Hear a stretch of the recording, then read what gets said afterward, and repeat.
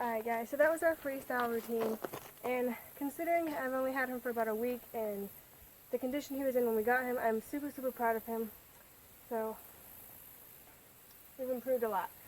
I'm going to tell you a little bit of his backstory. We don't really know a lot, but he's lived in a pen probably about this size, maybe a little bit smaller, and people who owned him had him for about 7 years, and he's only 8 years old, so he was like that for like 7 years. He's always been skinny, and I've always noticed him like that, and I've always wanted to like try and help him and stuff, but I never really thought they'd want to sell him. Anyway, last week I decided that I was just going to ask him because he kept getting skinnier and skinnier, and I'm like, he's not going to make it to the winter. So I went and asked the guy if he'd be willing to sell the horse. Pony? Sorry buddy, I keep calling him horse. I asked him if he would be willing to sell him, and he said he would be willing to sell him. So I asked him if I could look at him and stuff, and then, so we looked at him. He was extremely skittish. He was very shy, unsure. He would not let anyone walk up to him or even go behind him.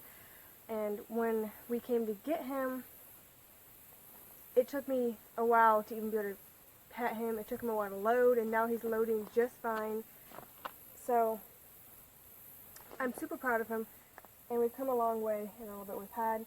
We do not know what breed he is, or if he's papered, because the owners don't know, and they haven't talked to his original owners.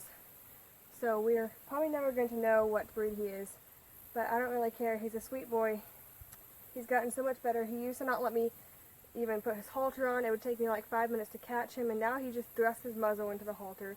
So he's doing so much better, and he hasn't ran away from me in the big field yet.